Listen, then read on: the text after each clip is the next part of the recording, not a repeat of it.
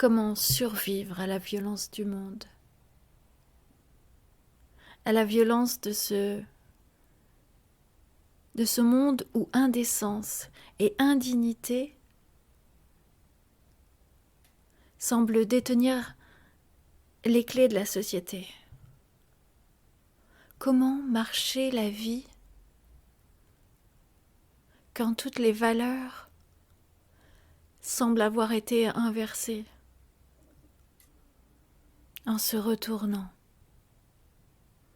en prenant part à cette marche silencieuse intérieure, en respirant en nous, en nos profondeurs, en allant écouter les parties de nous cachées, les parties de nous reléguées aux oubliettes, les parties de nous abusées, violentées, les parties de nous rejetées. Le temps est à l'étreinte. L'étreinte de nos peurs, de ce qui meurt en nous. L'étreinte de tout ce qui crie, de tout ce qui pleure. Certes, c'est douloureux, inconfortable, émouvant, bouleversant. C'est agissant, ça nous retourne, Et on a tellement été conditionnés à voir la vie comme quelque chose de confortable, à ces attendus sociétaux de ne pas faire de vagues, de montrer une face lisse, propre, communément acceptée, répondant au code attendu. Dans cette grande mutation qui est à l'œuvre, toutes ces tous ces conditionnements vont sauter. Ces conditionnements devenus obsolètes. Ça, c'est la merveille de ce moment. C'est la grande libération qui s'opère en nous. Que l'on l'accompagne, que l'on l'étreigne volontairement, que l'on l'étreigne, que l'on l'étreigne volontairement, ou bien qu'on le fuit et qu'on se fasse rattraper par la vague de l'étreinte, nous le vivrons. Parce que le temps est là pour cela. Le temps est venu de se séparer des violences que nous nous sommes faites à nous-mêmes dans notre ignorance et dans notre conditionnement, à répondre à une autorité extérieure, à répondre aux attendus sociétaux qui n'étaient pas du tout alignés aux lois du vivant. Tout le vivant est matière et esprit, indissociés. Nous sommes cela, nous faisons partie du vivant. Nous sommes un élément de cette grande nature. Nous sommes tangibles et intangibles. Nous sommes matière et immatière. Nous sommes tout cela. Et cette société qui est arrivée à son terme et qui détruit cette société, nous l'avons créée.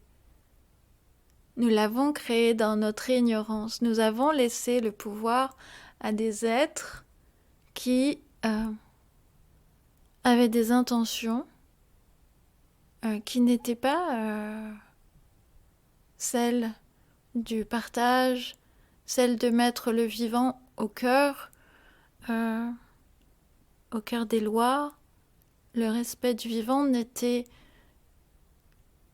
et n'est toujours d'ailleurs, on est toujours sous cette gérance, la gérance de quelques-uns qui mettent le vivant comme le principal sujet d'exploitation afin d'enrichir quelques-uns.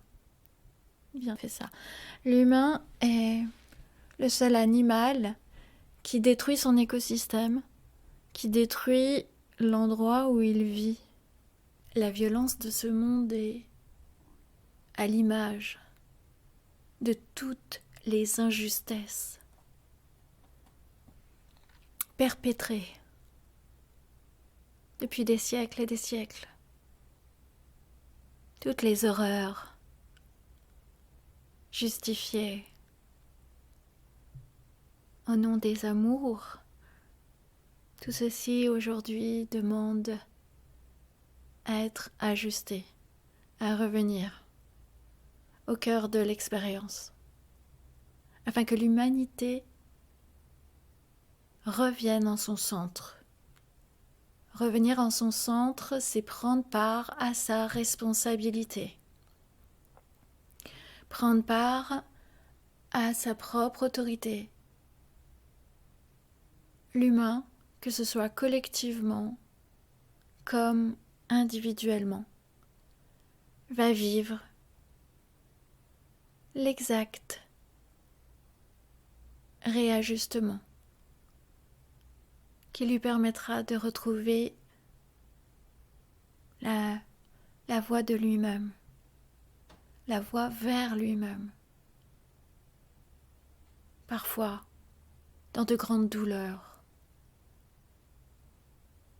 Ces grandes douleurs sont à la mesure de la violence, de la séparation avec nous-mêmes. Ce monde est à notre image. Nous sommes imprégnés de sa violence. Plus nous y prenons part, plus nous prenons avec justesse la mesure de notre capacité à agir en nous, dans nos relations,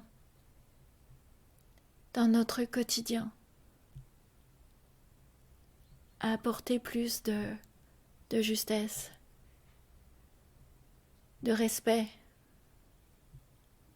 Plus nous agissons dans cet grand alignement, dans cette vérité de l'humain qui est, pour œuvrer, prendre soin des règnes, prendre soin de son habitat, prendre soin du minéral, du végétal, de l'animal, prendre soin et prendre la responsabilité de son propre règne qui est en partie animal et en partie divin. Prendre soin, prendre sa responsabilité de faire pousser ce germe divin en lui, ce pont qu'il est venu incarner sur terre. L'humain est venu incarner, est venu prendre part à la grande création et bâtir ce pont. Bâtir ce pont, ça veut dire s'ouvrir à recevoir, s'aligner à cette conscience d'amour qui régit l'univers et la faire descendre sur la terre, l'appliquer, ça veut dire l'appliquer Ça veut dire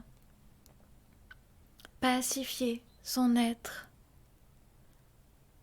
Ça veut dire pacifier sa vie, son existence au quotidien, dans ses relations.